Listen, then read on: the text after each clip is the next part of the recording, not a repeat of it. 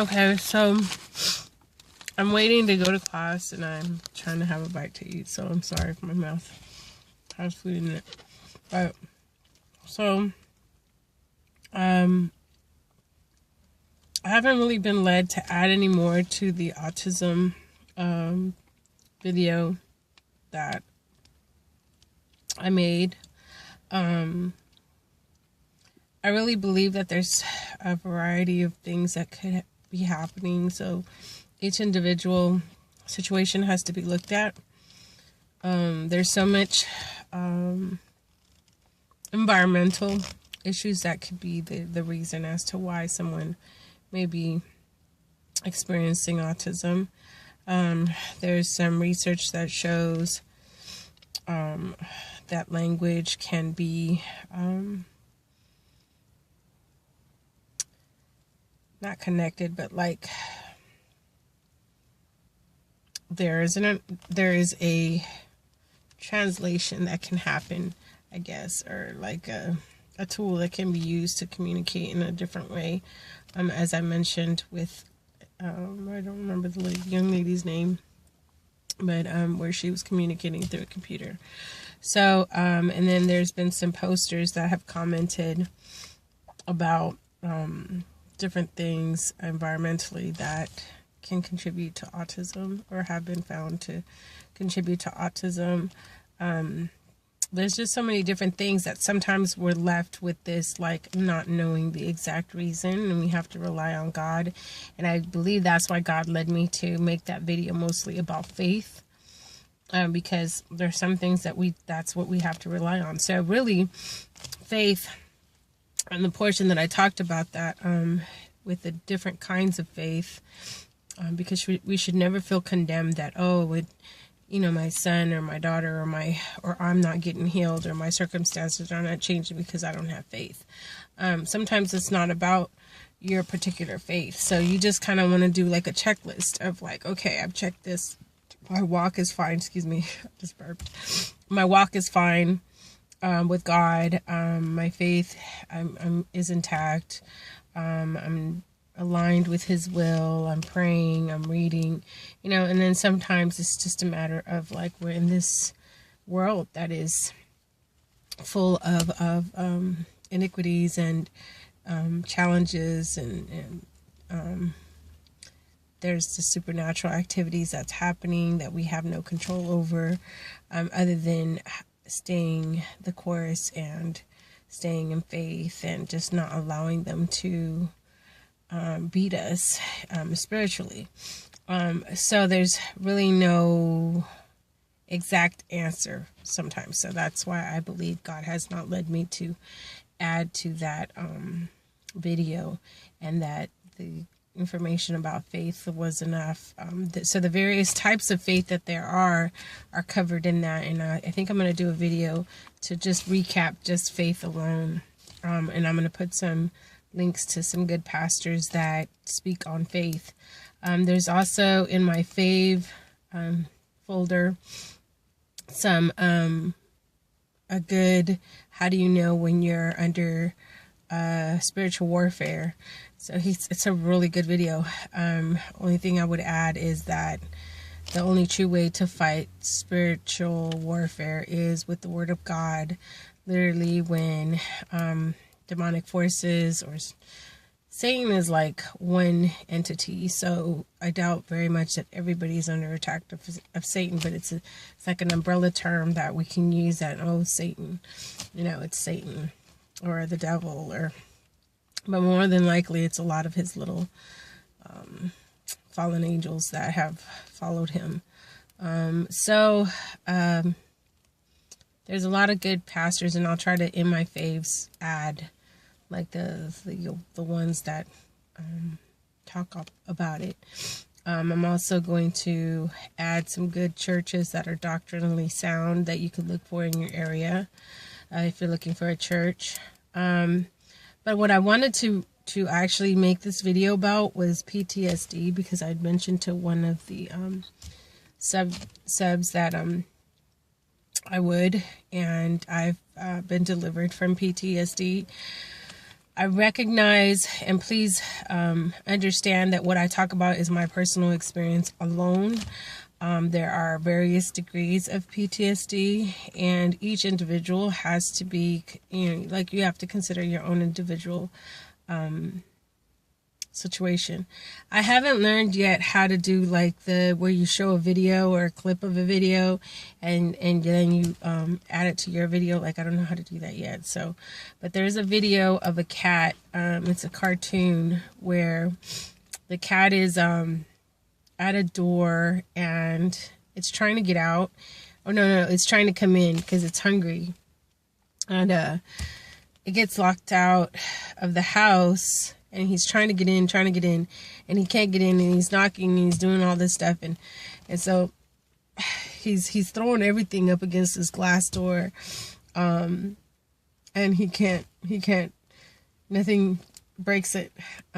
So then finally, his master comes, and he sees him kind of out there, and he's kind of like, hey, let me in. And so finally he lets him in, and the cat kind of hesitates going in because he's been out there so long struggling to come in that he doesn't really kind of like, is it real? Like, am I really going in?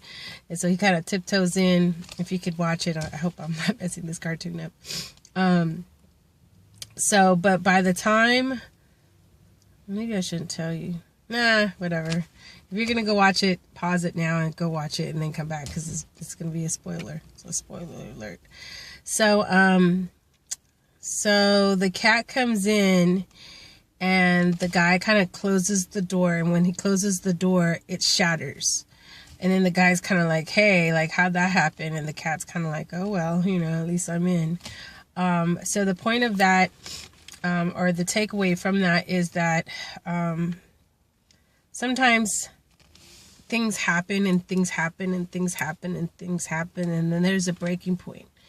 But for people like the man that walked in, the owner of the cat comes in, and he's not aware of everything that had happened before that. So when the glass door shatters, it's like a shock to him. Like, how'd that happen? And out of nowhere, it just breaks. But the cat, having been there the whole time, is kind of like, it's about time it broke, because I've been out there slamming everything against it. So PTSD is similar to that, in that post-traumatic stress syndrome has to do with the amount of stress that a person experiences. So over time, stress hits you, and it can be like that hitting of a window. There's a video of, like, I think it's fireman or police officer that's teaching kids like how to bust a window by just tapping on the same place, and then it shatters. I'll try to put that up there, and you guys can look at that one too, or you can YouTube search it. Anyway, so they're tapping on it, and then finally it breaks. And the same thing with PTSD is like, you're going through all this stress, and then there's a breaking point, One of the things that makes that impact even stronger is emotions. Now, like anxiety, stress is actually like a good thing for us in a sense. Like, our senses becomes more sensitive and more aware of our environment. So our body is designed to handle stress well, to handle anxiety well, in regular levels of it. And that it serves a purpose of being able to have us think quickly and not have to like react, logically think things through, because there's a delay, and sometimes that delay could cost you your life. Because if like, let's say, you're in danger, somebody steps in the room, like immediately your mind is already judging that environment like as dangerous, and it reacts. There's a good video, I'm gonna have to post it, on fear, and I think this thing is flashing again. Anyways, it's on fear, and that's another good video too, because it kind of shows you like the kind of things that a human can do under the influence of fear, which is designed to really help us, not hinder us. But in extreme situations, when it goes too far, then it becomes unusable. Like it's more of a harm than good. With PTSD, what happens is if you've experienced trauma in your life, like let's say your childhood, and then as you grow up, the older you get, the other stress that comes on is less easy for you. Like it becomes harder than the average person. So like, let's say you go, for me, let's talk about me. So for me, like I've had a lot of childhood trauma, a lot, domestic violence with my parents, domestic violence in my own relationship. I've been rear-ended a few times. And so it's kind of like that tapping, you know, I've been tapped a lot. And so finally, what was it that caused my initial, I think the domestic violence got me to have like ADD kind of alertness, hypersensitivity to my entire environment. So I could hear noises other people couldn't hear, or noises that people would normally drown out. I could hear smells and everything. I'm very keenly aware. So my brain is more sensitive to stimuli. So then in addition to that, I was driving one day and I got T-boned. So for anybody that doesn't know what that is, it's like when you're driving and somebody like just goes right in the middle of your car. Like for me, it was the passenger side, and I saw it all happening. Everything slowed down, and I think everything slows down so that your brain can capture things and you can make the best decision at that moment. So everything slowed down really fast, and I could see the face of the person not even looking in my direction. I knew it was going to be a full impact, and I swerved to the left. And just in that swerve, it allowed for the impact it still was hard, but it wouldn't have been as hard had I gone completely straight. I swerved this way. So anyways, after that, what I experienced is an intense fear of being in a car or driving. And I knew that because of my field, I knew that the more I told the story, the sooner I would get out of that, the sooner I would get out of PTSD mode. A lot of times ambulances and such, in an accident, they'll ask the person, like, where are you? What are you doing? They have them kind of tell a story of what's going on. And that's been found to help with not allowing PTSD to happen. Kind of like your brain kind of piecing everything back together, because your brain kind of goes everywhere, in that moment. And so it's kind of like pulling all the pieces back together. Anyways, for me, I did, but it was still really hard. And every time I thought about driving, or anytime I got in the car, I would get this sensation of electric shock. That's the only way that I can explain it. People may experience PTSDs different ways, but I would experience an electric shock, kind of like when you hit your funny bone. Not so funny, but that weird feeling. That's what I would get. And I would also remember the accident, and it just was a horrible, horrible, horrible feeling. So saying that to say that our mind is so wonderfully made that a lot of the times it remembers things that it thinks you're going to need to know. So in an accident, it made me super cautious because it is protecting me. It doesn't want me to be in that situation again where I could be T-boned again. Other times the trauma is so intense and you can't even do anything about it that your mind will block it. And you won't remember anything about what happened, which is called dissociation. That can happen sometimes with sexual trauma. And that's because the situation is so intense, it's so hard to deal with, that your brain is I'm not going to allow you to remember this. And that's just the way God had just blessed us with it. And if we can remember it, it's because our brain believes that we can handle it, which is really God saying, you can handle this, so I'm going to allow your brain to remember.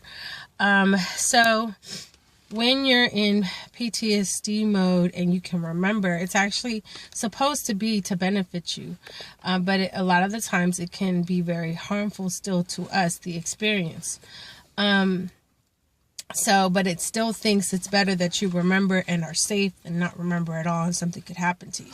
So it's erring on the side of caution. So unfortunately, when there is a situation such as war and you have been placed in conditions that you are not at all, like me getting into a car and getting into an accident, it's likely, so that's understandable in a way, and my brain can handle that. And it will use that information to keep me, to remember to drive safely and to be aware of my surroundings. With war, because it is not something that you would normally see, your brain gets really confused. Like, you've never had to be in those circumstances before. Now you're in this whole new environment and with stimuli that doesn't have any pathways for, right? And if you guys could ever remember a memory from your childhood, it's usually there because you've attached it to some sort of feeling, some sort of emotion. So when there is an emotion tied to a memory, the path of the brain path is deeper. So it's like more set. If there's something that you don't remember at all, it's because you chose to not think of it as important to remember and it never made it into your long term. But if you had some sort of strong emotion to a memory, most likely it's going to be stored in your long term memory. So with PTSD, the emotion is so strong, the conditions are so strong that it basically tattoos itself in there.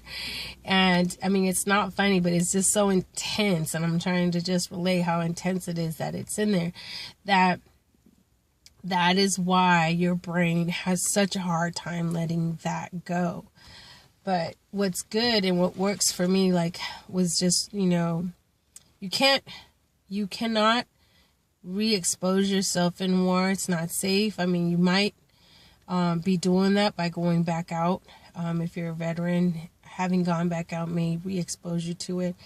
And if you've had some sort of counseling, it could be useful. But if not, it could do more harm. So it's really dependent on the individual and how they process the first exposure. So let's say someone who's always grew up in a war environment, they are conditioned for it, so they're able to process that more. Their brain has already compartmentalized everything, but when someone's coming from a country where that's not a regular occurrence, bombs are not going off all the time, it can be pretty traumatic to our brain because it doesn't have a way to match it with things, a schema. So a good thing, there's this Navy training video. I'll have to research it and find out where it's at. But there's this Navy training, Navy or Marines? I think it was the Marines. Anyways, they're training their guys, and the test is so intense underneath the water for them to pass that a lot of them get traumatized, so they don't pass.